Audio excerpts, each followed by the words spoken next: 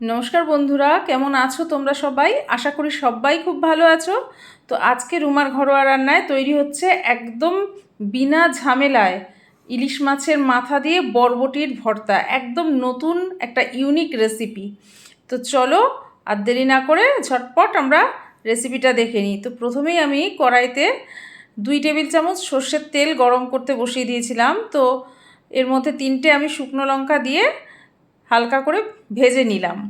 তো এবার ওই তেলের মধ্যে আমি একটু নুন আর একটু হলুদ দিয়ে দিলাম, যেটা আমি মাছ ভাজার সময় করে থাকি সব সময়ই। তো মাছে কিন্তু আমি নুন হলুদ মাখাইনি, মাছের মাথার মধ্যে আমি নুন হলুদ মাখাইনি। তো মাছের মাথা দুটো আমি এপিট ওপিট করে বেশ কড়া করে ভেজে নেব। মাছের মাথাটা কড়া করে ভাজতে হবে, আর যাতে সব ভেতরটাও যাতে ভালো করে ভাজা হয় সেই জন্য আমি ভাজতে ভাজতেই মাথাটা কিন্তু একটু ভেঙে দিচ্ছি, যাতে ভেতর দিকটাও ভাজা হয় ভালো করে। বন্ধুরা, এই ভর্তাটা এতটাই টেস্টি হয় যে এটা থাকলে কিন্তু ভাত একটু বেশিই লাগবে। তো ইলিশ মাছ, তো ইলিশ মাছের সব কিছুই আমি কিন্তু দিয়ে দিয়েছি, কানকো বা ফুলকা কোনো কিছুই কিন্তু ফেলিনি। তো সব শুদ্ধই মাথাটা দেখো বেশ কড়া করে আমি ভেজে নিলাম।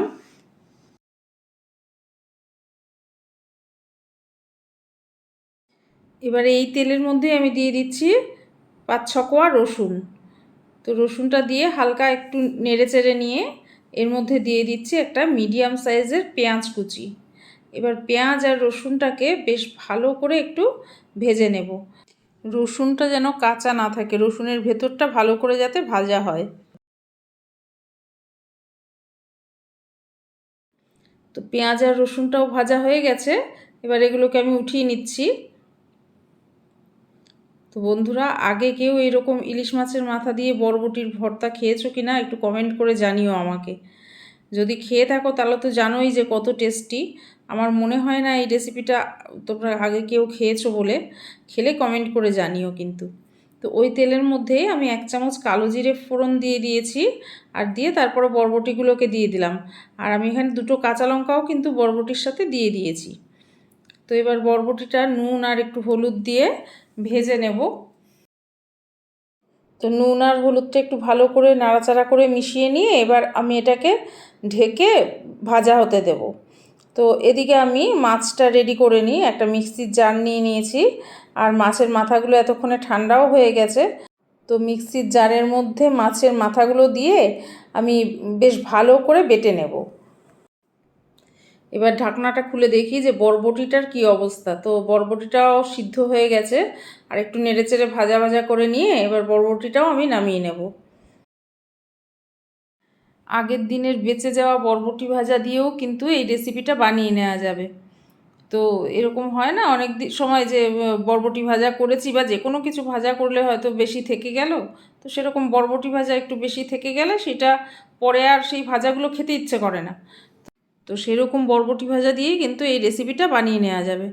এই যে দেখো, আমি ইলিশ মাছের মাথাটা খুব ভালো করে বেটে নিয়েছি মিক্সিতে। মাথাটা কড়া করে ভাজার জন্য কিন্তু দেখো এত সুন্দরভাবে সব কিছু মিশে গেছে। তো এবার আমি ভেজে রাখা বরবটিটা আর পেঁয়াজ আর রসুনটা দিয়ে নিচ্ছি মিক্সিতে। আর এগুলো কিন্তু ঠান্ডা হয়ে গেছে এতক্ষণ, এগুলো একটু ঠান্ডা করেই তারপরেই বাটতে হবে। আর তেলটাও আমি ভালো করে কাচিয়ে নিয়ে দিয়ে দিচ্ছি। তো এবার সব কিছু ভালো করে একসাথে পেস্ট করে নেব। তো দেখো কত সুন্দর পেস্ট হয়েছে, একদম মিহি পেস্ট হয়েছে। তো একদম না খেয়ে শুধু দেখে বোঝার উপায় নেই যে এখানে ইলিশ মাছের মাথাও বরবটির সাথে বাটা হয়েছে। তো দেখো, আমি বাটাগুলোও নামিয়ে নিলাম। আর এখানে 2 শুকনো লঙ্কা নিয়ে নিয়েছি, ভাজা শুকনো লঙ্কা। আমি 3টে শুকনো লঙ্কা ভেজেছিলাম, তার থেকে 2টো নিয়ে নিলাম আর একটা রেখে দিয়েছি সাজানোর জন্য। আর নিয়েছি একটা মিডিয়াম সাইজের পেঁয়াজ কুচি। এবার একটু নুন নিয়ে নেব, নুনটা একটু বুঝে নিতে হবে, কারণ মাছের মাথা বা বরবটি ভাজার সময় আমি কিন্তু নুন দিয়েই ভেজেছিলাম। তো সেই হিসেবে নুনটা নিয়ে নিতে হবে। এবার খুব ভালো করে শুকনো লঙ্কা, নুন আর পেঁয়াজটা একসাথে মেখে নেব।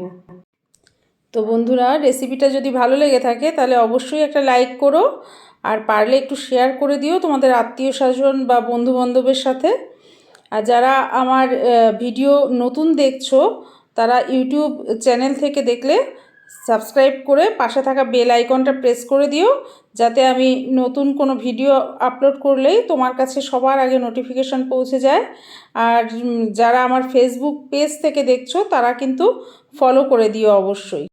আর এরকম আরও অনেক নতুন নতুন রান্নার রেসিপি পেতে আমার সঙ্গে থেকো। তো আমি একটু সর্ষের তেল দিয়ে ভালো করে ভর্তাটাকে সব কিছুর সাথে মেখে নিলাম। আসলে তেল ছাড়া তো আর ভর্তা জমে না, তাই না? তো আমি একটা প্লেটের মধ্যে ভর্তাটাকে নিয়ে নিজের পছন্দ মতো একটু সাজিয়ে দিচ্ছি। তো তোমরাও বাড়িতে এরকম ভর্তা বানিয়ে খাও। ভালো থেকো, সুস্থ থেকো সকলে।